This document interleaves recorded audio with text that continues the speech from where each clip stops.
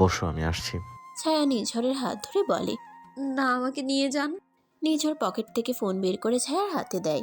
রাহি অনেক সময় ফোনে গেম খেলে, সেই জন্য কিছু গেম আছে, 2 মিনিট খেলতে থাকো, আমি আসছি। নিঝর বেরিয়ে যায়। ছায়া চোখ মুছে ফোন অন করে। নিঝরের কোনো ছবি নেই ওয়ালপেপারে। ছায়ার কি মনে চাইলো, সে গেমস বাদ দিয়ে ছবিতে ঢুকলো। সেখানে নানা টুকটাক ছবি তোলা। তবে ছেলেটা যে অনেক সুদর্শন, সানগ্লাস পরলে আরও বেশি সুন্দর দেখায়। কালো শার্টে ফর্সা ছেলেটাকে ভালো মানায়, আবার ব্লেজারেও বেশ মানায়। দাড়ি তার খুব একটা নেই। ছায়া নিঝরকে দেখতে ব্যস্ত হয়ে যায়। নিঝরকে দেখার সময় টুকুতে তার মনে হচ্ছিল সে সব ভয়ডর ভুলে গেছে। পৃথিবীতে একদিকে চলে গিয়ে ওকে সুযোগ করে দিয়েছে নিঝরকে মনে ভরে দেখতে। কিছুক্ষণ পর নিঝর হাতে বেশ অনেক বড় একটা স্ন্যাক্সের ব্যাগ নিয়ে হাজির হয়। ছায়া তখনও নিঝরের ছবি দেখছে মন দিয়ে। নির্ঝর ছায়ার পাশে বসতেই ছায়া সেখান থেকে বেরিয়ে আসে। ছায়ার ঠোঁটে লেগে থাকা হাসিও চলে যায়। এগুলো নিন, লাগতে পারে। ছায়া সব কিছু দেখে খুশি হয়ে যায়, কারণ জিনিসগুলো তার পছন্দের। দেখতে দেখতে গাড়ি চলতে শুরু করে। প্রথম কোনো রকম না লাগলেও ধীরে ধীরে ছায়ার মাথার ভেতর ঘোরাতে শুরু করে। বন্ধ জায়গায় মনে হচ্ছে কেউ আটকে রেখেছে। ছায়ার অস্বস্তি দেখে নিঝর ছায়ার হাত ধরে বসে। ছায়া মাথাটা নিঝরের কাঁধে রাখে। বলছি, জানালা খোলা যাবে না? না, যাবে না। তুমি চোখ বন্ধ করো, খুব প্রিয় কিছু নিয়ে চিন্তা করো, দেখবি ঘুম চলে আসবে। ছায়া চোখ বন্ধ করে নেয়। নিঝরের শরীরের ঘ্রাণ তাকে নিঝরের কথা মনে করাতেই বাধ্য করছে। ছায়া নিঝরের কথা ভাবতে ভাবতে ঘুমিয়ে যায়। নিঝরের হাত শক্ত করে ধরে রেখেছে মেয়েটা। নিঝরও কিছুক্ষণের মাঝে ঘুমিয়ে যায়। রাজশাহী বাস স্টপে পৌঁছাতেই তাদের রাত 4টা বাজে। অনেক রাত এখন, তবুও মেজর সাহেবের জন্য গাড়ি এবং সৈনিক দুই এসেছে। নিঝরের একটু ইচ্ছে হচ্ছে না ঘুমন্ত ছায়াকে ডেকে তুলতে, তাই নিজের ছায়াকে পাজা কোলে তুলে নিয়ে আসে কোয়ার্টারে। এই প্রথম তার কোয়ার্টারে সে বাদে অন্য কেউ থাকবে। এর আগে একবার দুবার অয়ন এসেছে, তবে সেভাবে থাকা হয়নি। এখন তো 24টা ঘন্টা এই বউ নামক মেয়েটা তার সাথে থাকবে, তার পাশে থাকবে। যত সময় সে এখানে থাকবে তত সময় মেয়েটা তার পাশে ঘুরঘুর করবে। ভাবতেই মেজরের মনে শীতল হাওয়া বয়ে যায়।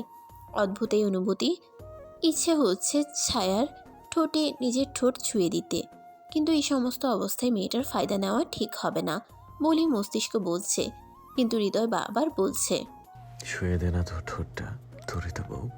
নিঝর কোনো সাতপাস না ভেবেই ছায়ার ঠোঁট আঁকড়ে ধরে। জীবনের প্রথম কোনো নারীর ঠোঁটের স্পর্শ পেয়ে নিঝরের ভেতরে কেমন আগুন জ্বলে ওঠে। এই নারী এত অদ্ভুত সুন্দর কেন, নাকি তার স্ত্রী এই যেন সুন্দর দেখাচ্ছে। কিছুক্ষণ পর নিঝর সরে আসে, নিজের কাজে নিজেই হাসে। অদ্ভুত অনুভূতি এসব তার। নিঝর ফ্রেশ হয়ে ছায়াকে ডাকে। ছায়া, জামা পাল্টে ঘুমাও। ছায়া নিঝরের গভীর কণ্ঠ শুনে ঘুম থেকে ওঠে। সাদা মাটা জামা পরে ফ্রেশ হয়ে নেয়। নিঝর ততক্ষণে মা এবং বাসা সবাইকে জানিয়ে দেয় তারা পৌঁছে গেছে। ছায়া বাথরুম থেকে বেরিয়ে আসতেই নিঝর বলে, এখানে কিছু রান্না করা নাই, এত ভোরে দোকানও খোলা নাই, তুমি চাইলে এখান থেকে কিছু খেয়ে নাও, এগুলো তো তোমার জন্য আনা। ছায়া সেই খাবারগুলোর দিকে তাকায়, তবে তার মন একটুও চাইছে না এগুলো খেতে। নিঝর বিষয়টা বুঝতে পারে। আচ্ছা, সমস্যা নেই, আমি কিছু রান্না করছি। না, তার প্রয়োজন নেই। এখন অনেক কষ্ট হয়ে গেছে। ঘুমান, সকালে উঠে আমি রান্না করে দেব। তুমি রান্না জানো? হুম, জানি। ভালো কথা। হুম, যেভাবেই হোক বিয়েটা হয়ে গেছে, তাই রান্নাটা আমারই দায়িত্ব। কথাটা বলে ছায়া শুয়ে পড়ে। নিঝর ছায়ার শোয়ার দিকে তাকিয়ে আছে। তার মাথায় একটাই কথা চলছে। সমস্যা আসলে কার ছিল? যদি আদনান আমার বোনকে ধোঁকার সাগরে রাখার চেষ্টা করে, তবে সে সব হারাবে। কথাগুলো ভাবতে ভাবতে একটু দীর্ঘশ্বাস ফেলে নিঝর ছায়ার পাশে শুয়ে পড়ে। সকাল 9টার দিকে নিঝরের ফোনে একটা ফোন আসে। নিঝর ফোন নাম্বার দেখে দ্রুত উঠে বসে। Hello sir. মেজর সাহেব, আমি জানি আপনার ছুটি আজ, কিন্তু প্লিজ 1 ঘন্টার জন্য অফিসে আসুন, খুবই গুরুত্বপূর্ণ একটা কাজ পড়ে গেছে। ঠিক আছে স্যার। নিঝর ফোনটা রেখে পাশে তাকায়। ছায়া সেখানে নেই। নিঝর দ্রুত ঘর থেকে বের হয়ে নিচে উকি দেয়। রান্নাঘর থেকে শব্দ পায় নির্ঝর। বুঝতে পারে তার নতুন বউ রান্না করছে। নিঝর ফ্রেশ হয়ে ইউনিফর্ম পরে রেডি হয়ে নিচে আসে। নিঝরকে দেখে ছায়া বলে, খেতে আসুন। নিঝর টেবিলে গিয়ে বসে। ছায়া খাবার দেয় নিঝরকে। নিঝর ছায়ার দিকে তাকায়। মেয়েটাকে বউ বউ দেখাচ্ছে। ছায়া নিঝরের পাশেই বসে খাবার গালে দেয়। তখন নিঝর বলে, তোমার নাম্বারটা দাও। ছায়া নিঝরের দিকে তাকায়। কিচেন ডেস্কে রাখা নিজের ফোনটা এনে নিঝরের হাতে দেয়। বের করে নিন। নিঝর বেশ অবাক হয়ে ছায়ার দিকে তাকিয়ে থাকে। ছায়া সেটা বুঝতে পেরে খাওয়া সার্ভ করতে করতেই বলে, যার নাম্বার পর্যন্ত আপনার কাছে নেই, তার জীবনে এত বড় একটা ঝড় সৃষ্টি করতে আপনার কি কোনো বাধা লাগলো না? ছায়ার কথায় নিঝর বেশ অবাক হয়। তবে মেয়েটার কথার আক্ষরিক অর্থ সে বুঝতে পারে, তাই তখন আর কোনো কথা বাড়ায় না, চুপচাপ খাওয়া শেষ করে। আজ যদিও আমার ছুটি ছিল, কিন্তু তাও অফিস থেকে ডেকেছে, তাই যেতে হবে। আমি না আসা পর্যন্ত মেইন ডোর খুলবে না। আমি চাই না তুমি কোনো বিপদে পড়ো। আপনি আসছেন বুঝবো কিভাবে? আমি আসলে কলিং বেল চেপে তোমায় ফোন করব। ঠিক আছে। নিঝর উঠে বেরিয়ে যায়। ছায়া প্লেট এবং নোংরা বাসনগুলো নিয়ে কিচেনে যায়। সেগুলো পরিষ্কার করে বেরিয়ে আসে। এখন ঘুম পাচ্ছে তার। 9:45 বাজে মাত্র। দুপুর হতে সময় আছে। নিঝরও বাসায় নেই। সব ভেবে ছায়া রুমে গিয়ে শুয়ে পড়ে। ফোনটা হাতে নিয়ে একবার মায়ের নাম্বারটা বের করে। ফোন করবে কি করবে না, এই দ্বিধায় আছে ছায়া। আচ্ছা, মা কি রাগ করবে ছায়া ফোন করলে? নিজের কল্পনায় নিজেই দোষী ছায়া। চোখ বন্ধ করে পরিবারের সাথে কাটানো শেষ বোনের হলুদের সন্ধ্যার সুন্দর মুহূর্তগুলোর কথা চিন্তা করে ছায়া। তখনই তার ফোনটা বেজে ওঠে। ফোনটা হাতে নিতেই দেখে রাবেয়া বেগমের নাম্বার। ছায়ার চোখে পানি চলে আসে। দ্রুত মায়ের ফোন ধরে ছায়া। ও মা, কেমন আছো? ছায়ার গলা ধরে আসছে। মেয়ের কষ্ট বুঝতে পারে রাবেয়া বেগম। শান্ত এবং নরম কণ্ঠে বলে, ভালো আছি মা, তুই কেমন আছিস? ও মা, আমি ভালো ভালো আছি। আব্বু কি এখনো রেগে আছে? ওসব কথা বাদ দে, জামাই কোথায়? অফিসে গেছে। ও, ওই জায়গাটা কেমন রে মা? ওনার কটেজ মা। জায়গাটা খুব সুন্দর, 3 তলা কটেজ।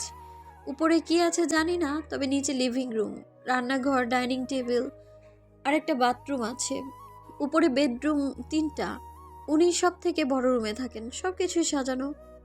রাবেয়া বেগম মেয়ের কথাই শান্তি পায়। যাক, ভালো করে সংসার করবা মা, স্বামীকে ভালোবাসবা, আর সব সময় আমাকে সব কথা বলবা, কি হয় কি না হয়। ঠিক আছে মা। এখন তাহলে রাখি। আম্মু শোনো, বলো মা। আব্বুর সাথে একটু কথা বলা যাবে না? তোমার আব্বুর রাগ যে কেমন তুমি তো জানো মা, একটু সময় দাও, ঠিক হয়ে যাবে সব। ঠিক আছে মা, রাখি। আচ্ছা। রাবেয়া বেগম ফোন কেটে দেয়। ছায়ার চোখে পানি টলমল করছে। তার বাবার গৌরব ছিল সে, আর আজ সেই বাবা কথা বলছে না। এসব ভেবে বুকে চাপা কষ্ট অনুভব করে ছায়া। তারপর কখন যে ঘুমিয়ে যায় নিজেও জানে না। দেখ নির্ঝর, এগুলো মনে হয় কেন? যেখানে এগুলো পাওয়া গেছে ওখানে নিশ্চিত আরও আছে। না, ভালো করে চার্জ করেছি, কিছুই নেই। পদ্মা নদীর ধার বেয়ে সব ইন্ডিয়ায় পাচার হয়। ওপরে থাকে বরফওয়ালা মাছ আর নিচে এইসব, তাও চকলেটের প্যাকেটে। আমাদের আরও সচেতন হতে হবে। সেটাই বলছি, সচেতনতা সব থেকে বড় সম্বল আমাদের। নিজের চকলেটের প্যাকেটে মোড়ানো অসাধু দ্রব্যগুলোর ছবি তুলে নেয় ফোনে। এরপর কটেজের উদ্দেশ্যে রওনা হয়। গাড়িতে বসে নির্ঝর সিটবেল্ট দিতে দিতে চিন্তা করে, এইরকম চকলেটের প্যাকেটে সে আগে কোথাও দেখেছে, কিন্তু কোথায়। নির্ঝর নিজের ফোনটা আবার বের করে। বিয়ের সময় রাহির কাছে ছিল তার ফোন। অয়ন একটা ছবি তুলেছে যেখানে রাহি চকলেট খাচ্ছে।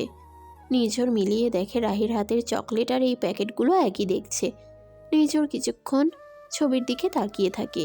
এরপর সে নিজেই চিন্তা করে, এমন চকলেট হাজার হাজার আছে বাংলাদেশে, আমিও কি সব কল্পনা করি। কথাগুলো নিজেকে নিজে বলে কটেজের উদ্দেশ্যে রওনা হয় নির্ঝর। বাসে এসে নির্ঝর ভুলেই গেছিল তার একটা নতুন লাল রঙের বউ আছে ঘরে।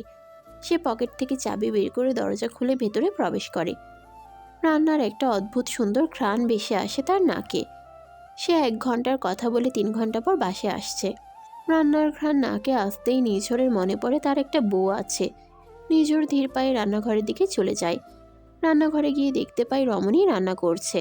তবে এই মুহূর্তে ঘেমে তার শরীরে জামা লেপ্টে গেছে। বাঁধা চুলের ভেতর থেকে ছোট চুলগুলো গলায়, ঘাড়ে, মুখে লেপ্টে আছে। কি অপূর্ব সুন্দর দেখা যাচ্ছে তাকে। নিঝরের মনে আপনা আপনি প্রশ্ন আসলো, আচ্ছা, বউগুলোকে বিয়ের পর এত সুন্দর হয়ে যায় যে যার ঘামে লেপটে থাকে শরীরটাও ভালো লাগতে শুরু করে। তরকারি নামাতে গিয়ে কারোর উপস্থিতি টের পায় ছায়া। পেছন ফিরে সুদর্শন মেজরকে দেখতে পায় ছায়া। ইউনিফর্মে তাকে আরো বেশি সুন্দর দেখাচ্ছে। আপনি এসেছেন, ফ্রেশ হয়ে আসুন, আমি গোসল করে খাবার দিচ্ছি। কথাটা বলে ছায়া উপরে চলে আসে। মেয়েটাকে দেখে মনেই হচ্ছে না তাকে যে জোর করে বিয়ে করেছে নির্ঝর। মৃদু হাসে নির্ঝর। ছায়া এখন তার বেডরুমের বাথরুমে আছে, তাই সে জামা নিয়ে অন্য বাথরুমে গিয়ে ফ্রেশ হয়ে নেয়। গোসল করে ছায়া নতুন আরেকটা শাড়ি পরে চুলগুলো ভালো করে মুছে নিচে আসে। তবে ছায়ার ছাড়া চুল দিয়ে টুপটুপ করে পানি পড়ছে। ছায়া নির্ঝরের পাশে বসে। নির্ঝর খুবই মিষ্টি একটা ঘ্রাণ অনুভব করে ছায়ার থেকে। এই ঘ্রাণ মাতাল করে দিচ্ছে নির্ঝরকে। এই ঘ্রাণে পাগল হয়ে নির্ঝরের মন মাতাল হয়ে যাচ্ছে। এই যে খাবেন না? কথাটা কানে আসতেই নির্ঝর চোখ সরিয়ে ফেলে ছায়ার থেকে, কিন্তু পরক্ষণেই চিন্তা করে এটা তো তারই বউ, তাহলে সে লজ্জা কেন পাবে? অন্য কারোর দিকে তো তাকায়নি সে। ছায়ার হাতের রান্না খুবই স্বাদের হয়। নির্ঝর ভীষণ খুশি খাবারগুলো টেস্ট করতে পেরে। খাবার খাওয়া শেষ করে ছায়া টেবিল গুছিয়ে উপরে আসে। নির্ঝর ল্যাপটপে কাজ করছে কোনো। ছায়া তা দেখে ব্যালকনির পর্দা টেনে দেয়। বৃষ্টি বৃষ্টি সকাল থেকে হলেও এখন বেশ রোদ এসেছে বারান্দায়। ছায়া তাই পর্দা টেনে বিছানার অপর কোণায় শুয়ে পড়ে। হাতে ফোনটা নিয়ে ফেসবুকে ঢুকে। নির্ঝর ছায়াকে চুপচাপ দেখে নিজেই জিজ্ঞেস করে, তুমি পড়ালেখা করো তো? জি করি। এখন সেটা কন্টিনিউ করবে না? অবশ্যই, আপনি যেভাবে নিয়ে এলেন বই খাতা আনার সুযোগ পেলাম না। আমি আনিয়ে দেব, তুমি তোমার সাবজেক্টের নাম বলো। ফিলোসফি। আচ্ছা। নির্ঝর আবার কাজে মন দেয়। ছায়াও ফোন টিপতে থাকে। ছায়া ফোন টিপতে টিপতে কখন যেন ঘুমিয়ে গেছে তা ছায়া নিজেও টের পায়নি। নির্ঝর কাজ শেষ করে খেয়াল করে ছায়া হেলান দিয়ে ঘুমিয়ে গেছে। নির্ঝর ছায়ার ঘুমন্ত মুখের দিকে তাকায়। শুদ্ধ গোসল করে আসায় চুলগুলো ভিজে ছিল, তাই মায়াবতী চুলগুলো ছেড়েই দিয়েছিল। তবে এখন বাতাসে ধীরে ধীরে তা শুকাতে শুরু করেছে এবং পেছন থেকে ছোট ছোট চুল তার কপালে মুখে গিয়ে পড়ছে। নির্ঝর ছায়ার পিঠের পেছন থেকে বালিশটা সরিয়ে ছায়াকে শুয়ে দেয়। ছায়ার হাত থেকে ফোনটা নিয়ে সেটা বন্ধ করতে যাবে তখনই নির্ঝরের সামনে কিছু দৃশ্য ভেসে ওঠে। ছায়ার ফেসবুকটা খোলাই আছে। ছায়ার সার্চ লিস্টে নির্ঝরের ফেসবুক অ্যাকাউন্ট। নির্ঝর এবার হেসে ফেলে। তার বউ তাকেই দেখছে, তাও লুকিয়ে লুকিয়ে। কি একটা অবস্থা বলো। নির্ঝর তারপর ছায়ার ফোনটা বন্ধ করে ছায়ার পাশে রাখে। তারপর নিজের কাজে মগ্ন হয়ে যায়। কিছু সময় পর নির্ঝরের কাজ শেষ হয়ে গেলে সে সময়ের দিকে খেয়াল করে। একেবারে সন্ধ্যার আগ মুহূর্ত এটা। নির্ঝর ব্যালকনির পর্দা সরিয়ে গ্লাস ডোর খুলে সেখানে যায়। মৃদু বাতাসে তার ভালোই লাগছে।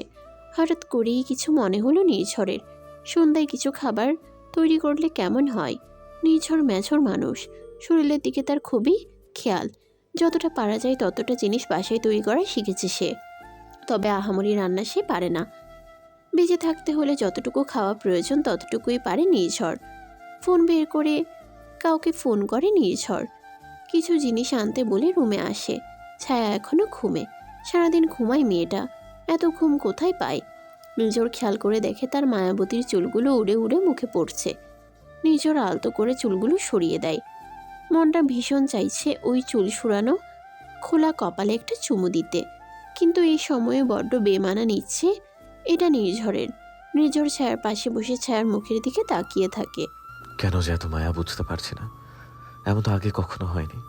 ভালোবাসলে কি এমন হয়? অদ্ভুত। এটা কি ভালোবাসা নাকি মায়া? নিজেই এইসব কথা ভাবছে নির্ঝর। পুরুষ যখন কোনো নারীকে পছন্দ করে ফেলে তখন তার সব রকমের রূপই মায়াবতী হয়ে যায়। পুরুষের চোখে যদি একবার কোনো নারী মায়াবতী হয়ে ওঠে তবে সে পুরোটা জীবন ওই মায়ার বাধা থাকতে বাধ্য। হয়তো এই জন্যই এখনও অনেকে সংসার করছে। নিঝরের ভাবনার মাঝে হঠাৎ কলিং বেল বেজে ওঠে। নিঝর নিচে চলে যায়। তবে কলিং বেলের শব্দে ছায়ার ঘুম ভেঙে যায়। বাইরের দিকে তাকিয়ে দেখতে পায় অনেকটা সময় হয়ে গেছে।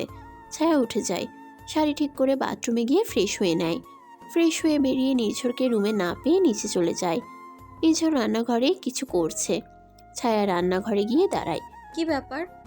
নিঝর পেছনে ফিরে ছায়াকে দেখে বলে, কিছু না। কখন উঠলে? এই তো কিছুক্ষণ আগেই। ভালো, বসো, আমি কিছু রান্না করছি, একসাথে খাওয়া যাবে। ঠিক আছে। ছায়া লিভিং রুমে বসে টিভিটা অন করে। প্রায় 40 মিনিট পর নিঝর চা এবং কিছু নাস্তা নিয়ে আসে সেখানে। ছায়াকে টিভি দেখতে দেখে নিঝর সেদিকে তাকায়। কি অদ্ভুত এই টিভিটা। 1 বছর নিঝর কিনেছে। কিন্তু এই 1 বছরে মাত্র 5-6 বার টিভিটা অন করেছে নির্ঝর। তবে এবার তার টিভি দেখার জন্য যে একটা লাল টুকটুকে বউটা আছে ভাবতেই শীতল হাওয়া বয়ে যায় ভেতর দিয়ে। নির্ঝর চা আর নাস্তাগুলো ছায়ার সামনে রাখে। ছায়া টিভিতে ডোরেমন দেখছে। বিষয়টা দেখে নির্ঝরের বেশ ভালো লাগে। মেয়েটা বোধহয় এখনও তার ছোটবেলায় পড়ে আছে। দেখুন, আমি সারা জীবন চাইতাম একটা ডোরেমন আমারও হোক, মুখে বলা সব স্বপ্নগুলো পূরণ করে দিক। নির্ঝর ছায়াকে চা দেয়।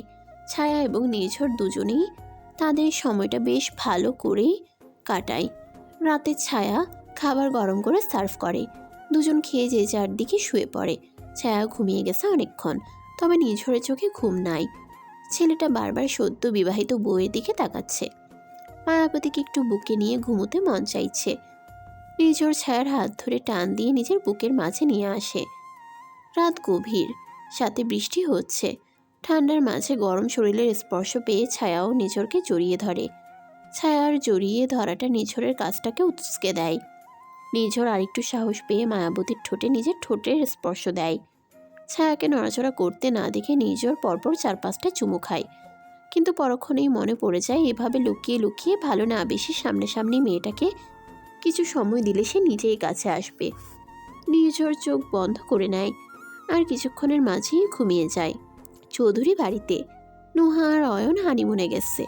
নতুন নতুন বউকে নিয়ে ঘুরতে যাওয়া উচিত মিসেস চৌধুরী, তাই ছেলে এবং বউকে কক্সবাজারের টিকিট উপহার করে।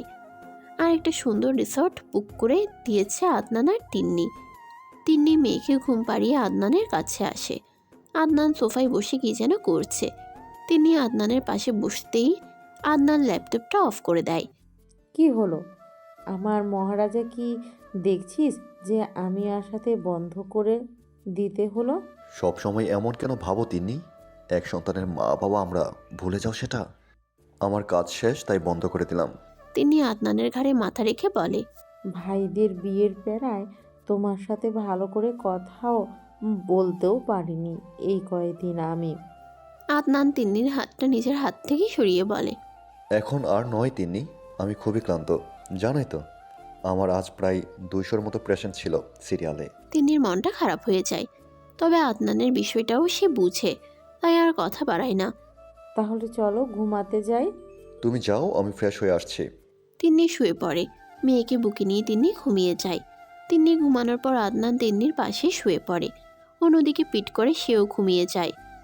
ভোরবেলা রাহি হঠাৎ করেই ঘুম থেকে উঠে যায়। তিন্নি রাহিকে ঘুমের মাঝেই কোলের মধ্যে নিয়ে আসে।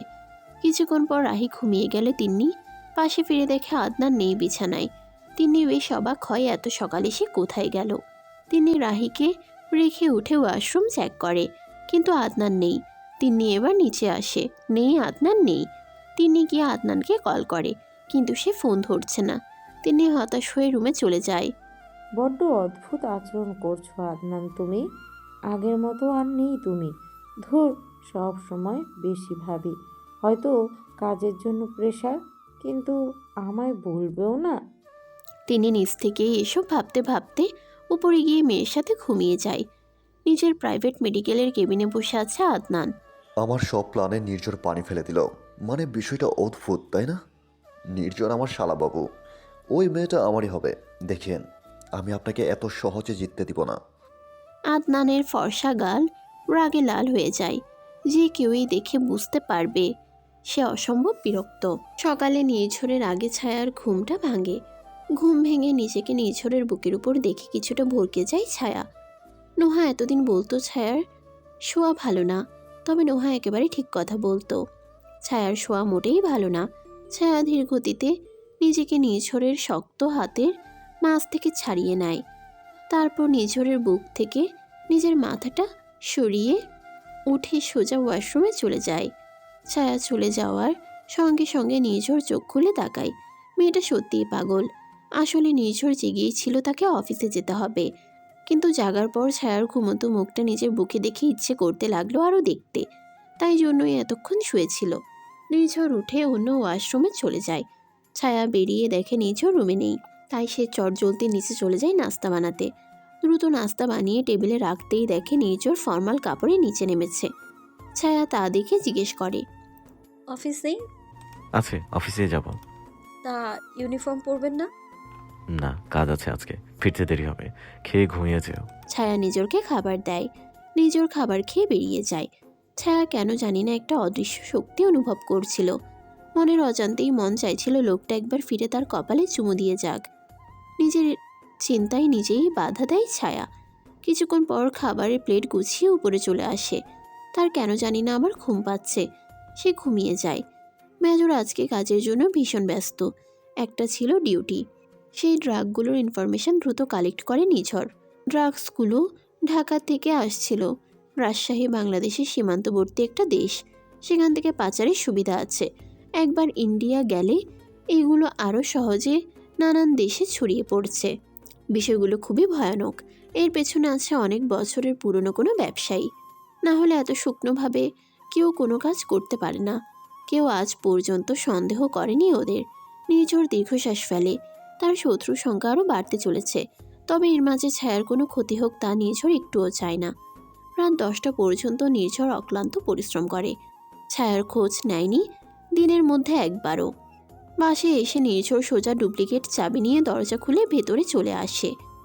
ছায়া নিচে নেই, তবে হয়তো উপরেই আছে। নির্ঝর সিঁড়ি বেয়ে উপরে চলে যায়। রুমে ছায়া কথা বলছে। বিষয়টা খেয়াল করে নির্ঝর ভেতরে গিয়ে দেখে ছায়া ফোনে কথা বলছে। জি ডাক্তার ভাইয়া, আমি এখন অনেক ভালো আছি আলহামদুলিল্লাহ। শরীরে কোনো সমস্যা নেই।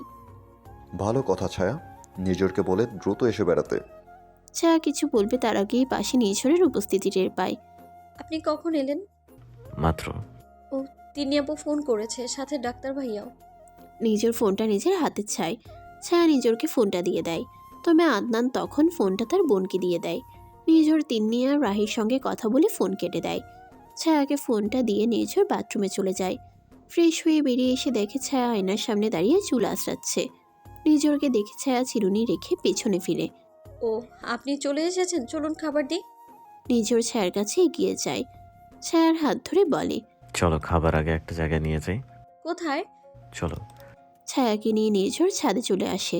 সেখানে একটা দোলনা আছে, পাশে কিছু গাছ। কি সুন্দর জায়গাটা, আগে আসিনি। সারাদিন ঘুমানো ছাড়া তোমার কাজ তো দেখি না আমি। ছায়া নিঝরের দিকে তাকায়। নিঝর হাসে। মেজরকে হাসলে এত সুন্দর কেন দেখায় তা ছায়ার আজও জানেনি। নিঝর ছায়াকে নিয়ে দোলনায় বসে। মৃদু বাতাসে ছায়ার লম্বা চুলগুলো উড়ছে। বেশ ভালোই লাগছে। নিঝর সামনে তাকিয়ে থেকেই ছায়াকে জিজ্ঞেস করে, আদনানের সঙ্গে তোমার সম্পর্ক কিভাবে? সম্পর্ক? কিসের সম্পর্ক? না মানে সম্পর্ক যে একটা আছে, না হলে অয়নের বিয়ের প্রস্তাব আদনান তোমার বাবাকে দিত না। এ মা, আপনি তো কিছুই জানেন না। আপু তো ভাইয়াকে ভালোবাসতো অনেক দিন থেকেই। মানে আমার মানে খুলে বলো তো। আদনান ভাই হলো আমার ডক্টর। আমি ছোট থেকে একা একা থাকা, অন্ধকার, এগুলো ভীষণ ভয় পেতাম। মানুষের ভিড় আমার সহ্য হতো না, প্যানিক অ্যাটাক করতাম আমি। সময় যত যাচ্ছিল আমি তত অসুস্থ হয়ে যাচ্ছিলাম। আমি তখন ক্লাস 8-এর শেষের দিকে পা দিয়েছি। আমার তখন আরও বেশি সমস্যা হতে লাগলো। বারবার প্যানিক অ্যাটাক করছিলাম। ছোট থেকেই বাবা নানান ডক্টর দেখিয়েছে, কিন্তু কিছুতেই কাজ হয়নি। বাবা এক পর্যায়ে রাতের পর রাত আমার মাথার কাছে বসে কাঁদতেন, নিরুপায় হয়ে পড়েন। এরপর নোহা আপু ডক্টর আদানের একটা অ্যাডভার্টাইজমেন্ট দেখে বাবাকে বলে, উনি সব থেকে বড় সাইকোলজিস্ট, উনি অনেক ভালো চিকিৎসা দেয়। তবে আমাদের বাসা থেকে ঢাকায় যেতে সময় লাগে 5 ঘন্টা প্রায়। বাবা বলেন শেষ চেষ্টা করে দেখি। প্রথম যখন আদনান ভাইয়ের মেডিকেলে যাই, অনেক মানুষ ছিল। আমি সেটা দেখে আবার প্যানিক করতে থাকি। আমার সিরিয়াল ছিল একেবারে শেষে, কিন্তু আমার অবস্থা দেখে ডক্টর আমায় প্রথম দেখে এবং প্রথম দিন উনি আমায় কনসাল্ট করে ফেলে। সেভাবে বাবা আমায় প্রায় 5 বছর ধরে ওনার কাছে নিয়ে যায়। তবে বাবাকে ছাড়া আমি জীবনে কোথাও যাইনি। আদনান ডক্টর সম্পর্কে আমি বা আমার বাড়ির কেউ জানতো না, অর্থাৎ আপনাদের পরিবার সম্পর্কে কিছুই জানতাম না। সেবার অয়ন ভাইয়া মেডিকেলে এসেছিল ডক্টর ভাইয়ার সাথে দেখা করতে। বাবা বাইরে গিয়েছিল পানি আনতে। আমি আর নোহা আপু ছিলাম বসা। সেখান থেকেই অয়ন ভাইয়া আর নোহা আপুর পরিচয় হয়। ডক্টর ভাইয়ার পরিবার সম্পর্কে আমরা জানতে পারি এবং অয়ন ভাইয়া কিছুটা জোর করেই ডক্টর ভাইয়াকে দিয়ে বাসায় প্রস্তাব পাঠায়। জোর করে মানে? জানি না ডক্টর ভাইয়া কেন জানি না চাইছিল না অয়ন ভাইয়া আর নোহা আপুর বিয়েটা হোক। এটা বাসার অন্য কেউ জানতো না? আসলে বলতে বলতে সব বলেই দিলাম। এটা না আমার নিজের মন্তব্য, আমার অনুভব হতো এটা। নির্ঝর ছায়ার মায়াবী নির্মল চেহারাখানার দিকে তাকিয়ে থাকে। তার কাছে কোথাও মনে হয় না ছায়া কিছু করতে পারে। ভীষণ বিশ্বাস করতে মন চায় ছায়াকে, কিন্তু আদনান যে তার বোনের স্বামী, নির্ঝরের তখন মাথায় আসে তৌফিক হাসানও একবার বলেছিল যে আদনানের পরিবার সম্পর্কে তিনি তো কিছুই জানতেন না। যেদিন তারা পাকা দিন দিতে এলো ওই দিন বলেছিল। তারা দুজনই কিছুক্ষণ নীরব থাকে। আচ্ছা, আপনি খাবেন না? হ্যাঁ খাবো, চলো। নির্ঝর ছায়াকে নিয়ে নিচে নামে। সিঁড়ি দিয়ে নামতে নামতে ছায়া চিন্তা করে, এই লোকটা আমার স্বপ্নের মানুষ। কত বছর ধরে একে নিয়ে স্বপ্ন দেখি আমি। সেই আমার স্বপ্ন পূরণ যে হলো, কিন্তু এমনভাবে হলো, ভালো লাগে না। ধুর, একটু স্বাভাবিক কেন নয় সব? চিন্তা করতে করতে দুজনেই নিচে চলে আসে। ছায়া খাবার গরম করে নির্ঝরের সামনে রাখে। নির্ঝর ছায়ার দিকে তাকিয়ে বলে, এই শাড়ি পরে কষ্ট হচ্ছে না? হ্যাঁ হচ্ছে, কিন্তু আমি তো বাসা থেকে কিছুই আনিনি। শাড়ি ছাড়া কিছুই নেই এখানে। আচ্ছা ঠিক আছে, কাল আমি শপিং করে এনে দেবো। ছায়া কিছু বলে না। নির্ঝরের পাশে বসে খাবার উঠিয়ে দেয় নির্ঝরের প্লেটে। নির্ঝর খাবারের দিকে তাকিয়ে বলে, তুমি খেয়েছো? না, খাইনি। কেন, আমি তো বলেছিলাম আমি দেরি করে আসবো। এমনিতেই ইচ্ছে হয়নি। এখন একসাথে খাই, সমস্যা নেই তো। নির্ঝর আর কিছু বলে না। দুজন খেয়ে এরপর যে যার মতো শুয়ে পড়ে। রাতে আবারও নির্ঝর ছায়াকে বুকে জড়িয়েই ঘুমিয়ে যায়। তবে ছায়া রানী আজও টের পেল না এটা যে নির্ঝর তাকে বুকে জড়িয়ে নিল। রাহিকে ঘুম পাড়িয়ে আদনান তিন্নির পাশে বসে। তিন্নির হাতটা ধরে সেখানে চুমু খায়। সরি জান, এই কিছুদিন আমি এত ব্যস্ত তোমাকে সময় দেওয়ার সময়টাই পাচ্ছি না। ঠিক আছে, কোনো সমস্যা নেই। তুমি শুধু সুস্থ থাকো, তাহলেই হবে। ঠিক আছে, তাহলে রোজ মনে করে এই ওষুধটা খেয়ে নিও। কিন্তু এই ওষুধ খেয়ে কি হবে? তুমি যে খুবই দুর্বল। ঠিক আছে। তিন্নি স্বামীকে প্রচুর বিশ্বাস করে এবং ভালোবাসে। সে ওষুধটা খাওয়ার কিছুক্ষণের মাঝেই ঘুমিয়ে যায়। তিন্নি ঘুমিয়ে গেলে আদনান তার ফোন এবং গাড়ির চাবি নিয়ে বেরিয়ে আসে বাড়ি থেকে। কি হয়েছে, এত রাতে কিসের জন্য ফোন করেছিস? স্যার, সবগুলো জিনিস আর্মিদের হাতে পড়ে গেছে। কিছুদিনের মধ্যে হয়তো চেকপোস্ট বসবে। কোথা থেকে ধরা পড়েছে? রাজশাহী থেকে। রাজশাহী কথাটা শুনে আদনানের ফর্সা মুখটা রাগে লাল বর্ণ ধারণ করে। নির্ঝর আমার সব কিছু কেড়ে নিল। কথাটা বলে ফোনটা সজোরে আছাড় মারে আদনান। মার্বেল ফ্লোরে ফোনটা পড়ে টুকরো টুকরো হয়ে যায়। পাশে থেকে নাইট ডিউটিতে থাকা আদনানের কেবিনের কর্মরত সিস্টার এসে বলে। সিস্টারকে দেখে আদনান চুপচাপ হয়ে যায়। নিজেকে সামলে বলে, কিছু না, তুমি বাইরে যাও। কথাটা বলতে সিস্টার চলে যায়। আদনান নিজের চেয়ারে বসে পড়ে। এবার ব্যবস্থা করতে হচ্ছে একটা। পরদিন সকালে ছায়া তার প্রতিদিনের মতো সকালে উঠে রান্না শেষ করছিল। এমন সময় মিসেস চৌধুরী ছায়াকে ফোন করেছে। ছায়া শাশুড়ির ফোন পেয়ে ছায়া দ্রুত হাতটা মুছে সেটা ধরে। আসসালামু আলাইকুম মা। ওয়ালাইকুম আসসালাম। কেমন আছো ছায়া? ভালো আছি মা, আপনি কেমন আছেন? খুব ভালো আছি। জায়গাটা ভালো লাগতেছে মা। ভালোই, কিন্তু একা থাকতে খারাপ লাগে। চিন্তা করিস না, কিছুদিন পর আমি গিয়ে তোকে এখানে নিয়ে আসবো। কয়দিন এখানে থাকবি আর কয়দিন বাবার বাসায়। শাশুড়ি মায়ের প্রস্তাব শুনে ছায়ার চোখ জোড়া জলজল করে উঠল। সত্যি বলছেন? হ্যাঁ রে মা, একেবারে সত্যি। কি সত্যি মিথ্যা চলছে? পেছন থেকে নিঝরের কণ্ঠ ভেসে আসছে। ছায়া ঘুরে দাঁড়ায়, ঠোঁটে হাসি রেখে বলে, মা বলল আমায় নিয়ে যাবে বাসায়। নিঝর ভ্রুকুচকে ছায়ার থেকে ফোনটা নিয়ে নেয়। হ্যালো। কি রে, তোর খবর কি? মাকে ভুলেই গিয়েছিস বউ পেয়ে? আজব, মা আমি কি কোনো বাচ্চা? তুমি এভাবে কেন বলছো? না না, তা না। আমি এসব কিছুদিন পর ছায়াকে নিয়ে আসবো। ছায়ার যাওয়ার কথাটা শুনে নিঝর সাফ বারণ দিয়ে দেয়। না, ছায়া কোথাও যাবে না। ছায়া নিঝরের কথা শুনে পেছনে ফিরে তাকায়। শাশুড়ি মায়ের কথা শুনে মনের ভিতরে যে ভালো লাগাটা ছিল হঠাৎ করেই তা ফুস হয়ে গেল। নিঝর সেখান থেকে বেরিয়ে আসে। ছায়া সেদিকে চেয়ে থাকে। কি বলবে কিছুই জানে না সে। রুটি পুড়ে যাওয়ার গন্ধ নাকে আসতেই ছায়া দ্রুত গ্যাস অফ করে দেয়। ভেতরটাও কেমন রুটির মতো পুড়ে যাচ্ছে। কিছুক্ষণ পর নিঝর রেডি হয়ে আসে বাইরে। ছায়া খাবার সার্ভ করে এবং নিঝরের পাশে বসে। বলছি, বাড়িতে গেলে কি সমস্যা? হ্যাঁ সমস্যা। কিন্তু আমি আসলে? তুমি ভুলে যাচ্ছ তোমায় সাজিয়ে রাখার জন্য আমি বিয়েটা করিনি। চুপচাপ যে কাজগুলো করছো এগুলো করো। বাড়িতে এখন যাওয়া হবে না। সব সময় সব কথা আমার পছন্দ না। বেশি কথা বললে একেবারে হাত পা বেঁধে পদ্মা নদীতে ফেলে আসবো। নির্ঝর চিৎকার করে কথাগুলো বলে না খেয়ে উঠে চলে যায়। ছায়ার চোখে পানি টলমল করছে। এমন করলো কেন? সে কি খুব অন্যায় কথা বলেছে? ছায়া ভীষণ কষ্ট পেল, নিজেও খাবারটা খেলো না। উপরে গিয়ে শুয়ে কান্না করলো। কাকে বলবে এইসব? মাকে না বাবাকে? যাকেই বলবে না কেন, রাগ তো সেই শুনবে। অফিসে বসে নির্ঝর খেয়াল করে তাদের গ্রুপের সিক্রেট একটা লাল ফেল নেই। নির্ঝর মাথায় হাত দিয়ে বসে পড়ে। বড় কোনো চাল চালা হয়েছে। নির্ঝর দ্রুত তাদের সবার জন্য সিক্রেট মিটিংয়ের আয়োজন করে। রাত 12টা।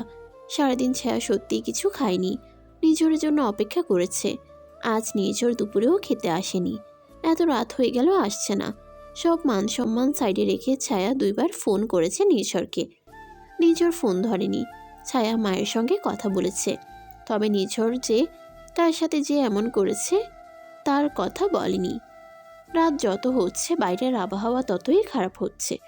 এখন দেখি বৃষ্টি হচ্ছে, সাথে বজ্রপাত। ছায়ার এবার একা একা ভীষণ ভয় হতে লাগলো। ভয় চোখ বেয়ে পানি পড়ছে। কারেন্ট গেছে 5 ঘন্টা আগে। আইপিএসের চার্জও শেষ। হঠাৎ করেই লাইট চলে যায়। ছায়ার অন্তরাত্মা এবার শীতল হয়ে আসছে। কাঁথা মুড়ি দিয়ে ভয়ে কাঁপতে থাকে ছায়া। রাত 1টা। ডুপ্লিকেট চাবি দিয়ে নির্ঝর বাসায় আসে। ভিজে গেছে তো ভালোই। ঘর অন্ধকার। নির্ঝরের বুঝতে বাকি রইল না আইপিএসের চার্জ শেষ। নির্ঝর দ্রুত পায়ে দরজা বন্ধ করে উপরে আসতেই দেখে ছায়া শুয়ে কাঁদছে। নির্ঝর দ্রুত ছায়ার কাছে চলে যায়, ছায়াকে ডাকতে থাকে।